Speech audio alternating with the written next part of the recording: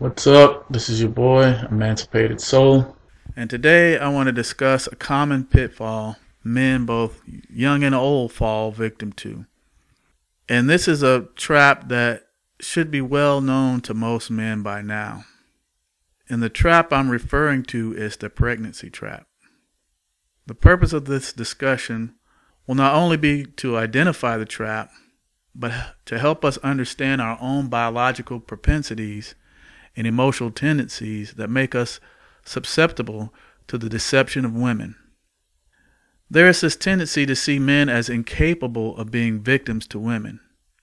And many tell men they should just simply wear a condom to protect themselves from the pregnancy trap. While this is great advice, simply not having unprotected sex does not make one immune from the pregnancy trap. And I'll get into that a bit more in a minute. Almost from birth, we're fed false perceptions of women. Many of you might remember growing up as a boy hearing this: girls are sugar and spice and everything nice. Boys are made of snakes and snails and puppy dog tails. Through our lives, we have been indoctrinated to believe that females are inherently good-natured, innocent, sweet, virtuous, and benevolent. Although some might be, most are not. We as men need to drop the bravado and admit to ourselves that this indoctrination, along with our base biological instincts, make us vulnerable to women. Beauty and a lovely physical appearance have the power to disarm men. And as some of us have found out the hard way, beauty can hide a whole lot of ugliness. Men have the advantage over women when it comes to physical strength and the ability to think logically. However, socially and emotionally, men are at a disadvantage to women. From an evolutionary standpoint, out of necessity, women had to develop socially and learn how to manipulate men in order to get what they need from men, i.e., protection and provision. As I alluded to a moment ago, some have a myopic view of the use of contraceptives as it relates to protecting yourself against the pregnancy trap. The use of contraceptives does not guarantee women will not try to trap you. I repeat, the use of contraceptives does not guarantee women will not try to trap you. One common tactic women often employ is to tell you that she is on the pill or has had her tubes tied. They do this to trick you into letting your guard down. You should never believe a woman who says she is using birth control or tells you she can't get pregnant for whatever reason. Fake pregnancy tests are another way women get men to let their guard down and to go in raw. I just read an article about how the marketplace for false pregnancy tests is booming. These false positive pregnancy tests can be used as a tool to guilt men into staying in a relationship, especially if she senses a breakup is coming, or as a post-breakup manipulation tool. Well, at this point you might say, okay, I will just always use a condom. Again, while this is a great idea, not only from the standpoint of contraception, but also to protect against STDs. But even the consistent use of condoms is no guarantee against the pregnancy trap. Why? One reason is because of the not so well known trick women use that is often referred to as sperm jacking. Sperm jacking is where a woman extracts the sperm from a discarded condom, which an otherwise responsibly behaved man used to protect himself, and uses the contents to impregnate herself. One story I heard about a nurse who sperm jacked this guy. He was visiting an ill parent or relative in the hospital, and she feigned, compassion. And during their conversations, she had offered to give him oral sex.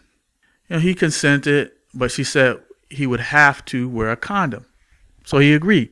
Well, after he had ejaculated, she took the condom under the guise of going to dispose of it. Well, she didn't. She used the contents to impregnate herself. Now, I'm not sure where the story came from, and if anybody has any more details or know where the story came from, please let me know in the comments section. And here are a couple stories from a dailymail.com article titled Dads by Deception. Last week, Mail's Liz Jones described how her desire for a baby had led her to the ultimate deception, despite her then-boyfriend's assertion that he had no interest in becoming a father. She had confessed that she effectively had stolen his sperm, attempting to impregnate herself after sex with the contents of a used condom. In Liz's case, there was no baby, but her candid admission provoked a heated debate among readers, many of whom were horrified by her actions. But for 46-year-old Jonathan Evans, an IT manager from Warwickshire, her confession was only too easy to believe because the same thing had happened to him. Then, 14 years ago, his girlfriend of just a few weeks announced her pregnancy. The news was coupled with the astonishing admission she claimed to have impregnated herself using a condom that they had discarded after sex. To this day, Jonathan has no idea why she told him, although he still has the letter she wrote expressing her profound regret for her actions. The whole thing was devastating, he recalls. Our relation had been fun but casual. Carol and I dated for a few weeks, but then she was moving to Australia for a few months, which seemed to mark a natural end to things. We certainly never talked about a long-term future. So when she called with the news of her pregnancy, that was shocking enough, but the confession she made left Jonathan doubtedly stunned. My gut reaction was to have nothing more to do with her, he says.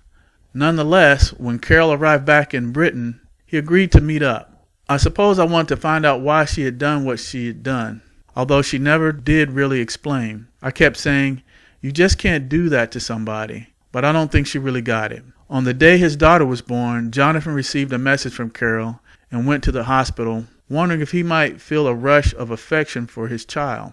6 months later, though, Jonathan received a letter from the child support agency asking him to make contribution to his daughter's upbringing. I couldn't believe it, he says.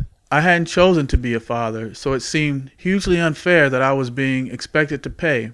But in the eyes of the courts, it was simple. I was a biological father, and I had to take responsibility. Jonathan has been making monthly payments ever since, and he calculates he will have paid around £80,000, and that's approximately $122,000 US, by the time his daughter is 18, a sum that is all the more bittersweet now that he's married and has a young family of his own. I do resent paying money for something I had no say in, he says, but what I resent more is the way Carol had no thoughts of the impact of her action on other people. Even within marriages and long-term partnerships, it seems women are not averse to a level of deceit to fulfill their maternal desires. Take 43-year-old Nick Robertson, a Durham solicitor, who last year learned that he was to become a father for the third time when his wife Lucy announced she was pregnant. Happy news, you may think, especially after the birth in January of his baby Lola. In fact, Nick had previously made it quite clear that with 2 children already, Ismay 6 and 4-year-old Josh, his family was complete.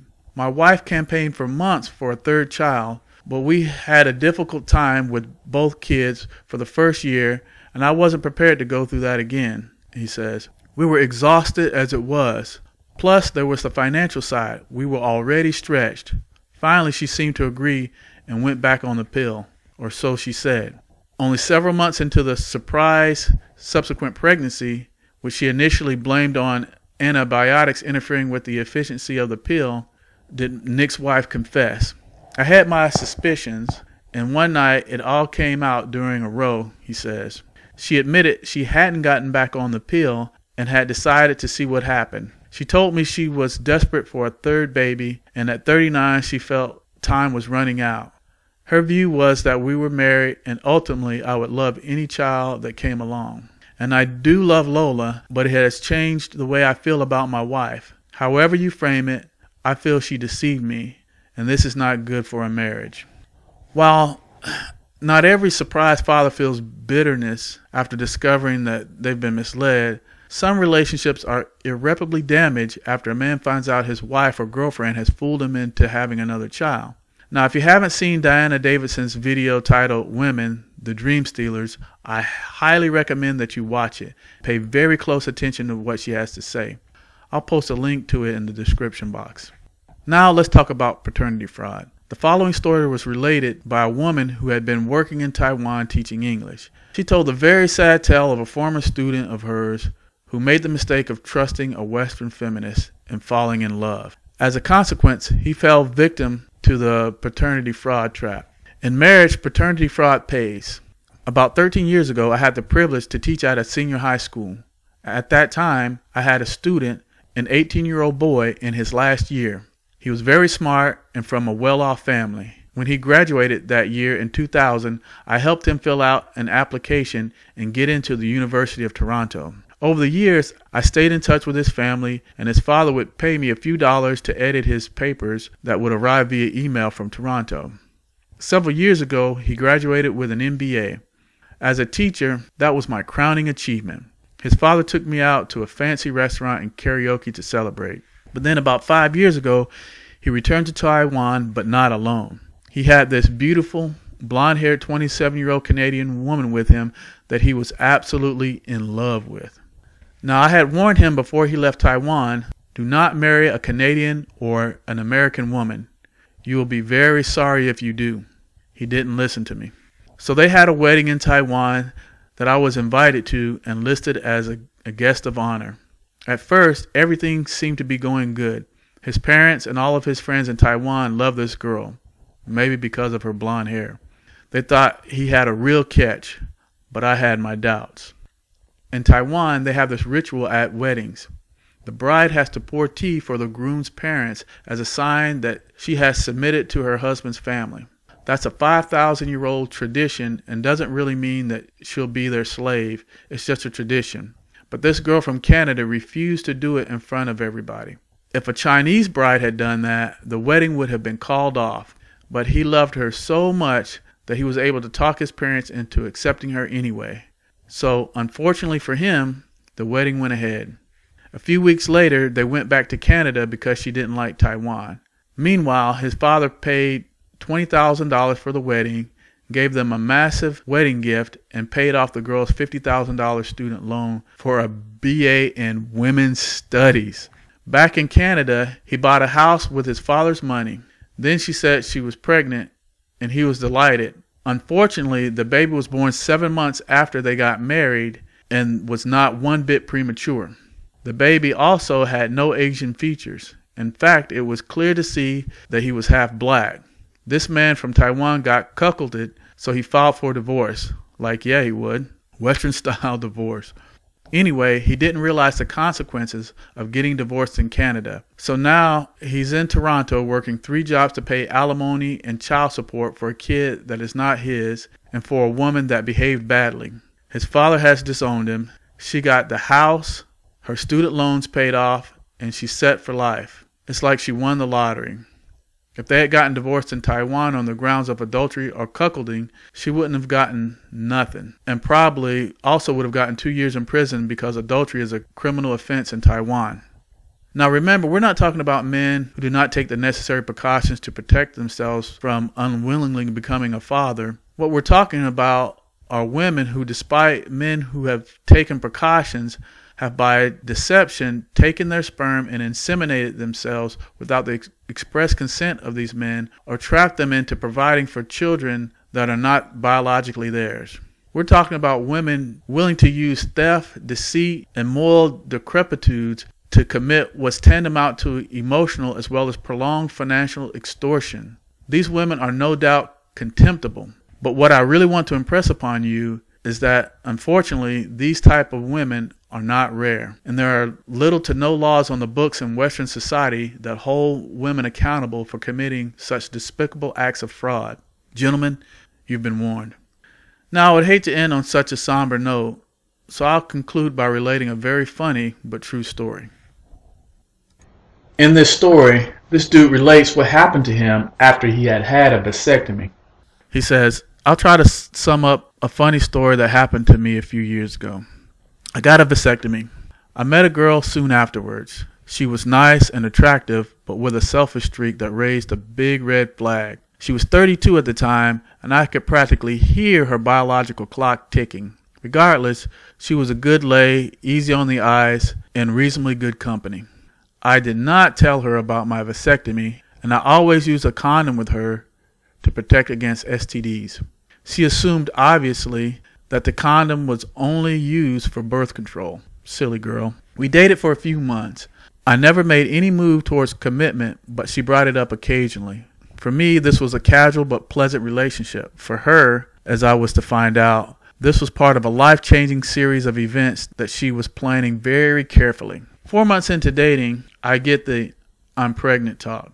She's going on and on about how the condom must have broken, and now we really need to think about getting married for, quote, the baby. She was positively giddy. She has a baby in her, and she thinks she's going to have a good meal ticket, me, to go along with her new 7-pound annuity. At this point, I'm just as giddy. I get to pull a reverse oops on her. I figured that she slept with some bad boy and got knocked up. Good thing I was using condoms. Better still, I have a serious mistrust of women who can't think beyond their own uteruses. So I wait a couple of days to think about all this, and I meet her again. I say I don't want to have kids and that she should have an abortion. I know where this is going, and it sure enough goes there. She goes completely batshit insane on me. There were the usual insults about my manhood. There were threats of legal action. It was all very ugly, and I was loving every minute of it. Well, I let her stew for a few days. She leaves me nasty messages on my phone. She sends awful emails. I'm laughing hysterically. It was time to drop the hammer. While she was stewing, I was busy. First, I get a notarized copy from the urologist who performed the vasectomy. Next, I get a notarized copy of the 2 test results indicating negative test results for sperm to show I'm sterile and shooting blanks. Finally, I get a letter from a shark attorney stating that he has seen the other documents and is prepared to litigate against this woman if she continues to communicate with me in such an unpleasant manner. Also, the letter states we will insist on DNA testing to show that the baby is not mine. I'm ready. I meet with this woman at her place. I bring flowers and a small bit of jewelry to show that I'm willing to reconcile and assume my responsibilities as a new father. Also, I have stuck in my pocket the documents I have prepared. She's all giddy again. Her plan is going perfectly, or so she thinks. We talk about our future. We have some pretty good sex. Then, as I'm about to walk out the door, I ask the $64,000 question. Are you sure that this baby is mine? Well, she goes batshit insane again. Hell, she ought to. Her plan could completely unravel, and if there's any question about my paternity, oh, she's really screwed now. How dare I question her morals? Do I think she's a slut? I'm just trying to weasel my way out of responsibility, blah, blah, blah, yada, yada, yada. I'm not really mad. I'm kind of embarrassed for her. But since she won't shut up, and the neighbors can hear all of this, I ask her to step back inside and sit down. She sits on the sofa and calms down a bit. She has me trapped. She is 100% convinced her plan has worked. Oh, the tangled web of lies and deceit she's wrought around herself, and I'm about to hack through it with a few pieces of paper. I reach into my pocket slowly and extract the 3 pieces of paper and unfold them slowly and deliberately. I tell her simply, you're screwed. Her look doesn't change. There's no way she can fathom what I have prepared. I continue, I'm sterile. Her look changes just a bit. Something is beginning to sink in. Naturally, she reverts to women's logic. You're full of poo. You're trapped and you know it. I hold up the letter and the test results. 3 months before we met, I had a vasectomy. Here's a notarized letter from the urologist stating what I had done. Here are 2 test results showing that I tested negative for the presence of sperm. Blanks. I'm shooting blanks. That baby inside you is simply not mine. This woman is not to be swayed by logic and clear documentation. Bullshit, they're fakes. I was ready for that. No, they're real. This last piece of paper from my attorney is a simple letter to you that states if you pursue any kind of legal action against me for child support, I will insist on DNA tests to prove paternity, that is, to prove that your baby is not mine. I give the woman all the documents. She reads them slowly, deliberately. With each passing second, she can feel in her soul that she has made a very bad mistake. With denial swept away, she started to cry. It's a small cry at first, but then it becomes deeper and more painful. By the time she gets to the letter from the lawyer, she's sobbing. I had no sympathy for her. I turned and walked out the door. Even after I closed the door, I could still hear her sobbing. Epilogue. I never heard directly from this woman again. I did hear through friends that she did indeed have the baby. I also heard that the real father is some guy in a band she met. I assume that after 30, women stop going after musicians, bikers, criminals, and thugs. Silly me for thinking the best of American women.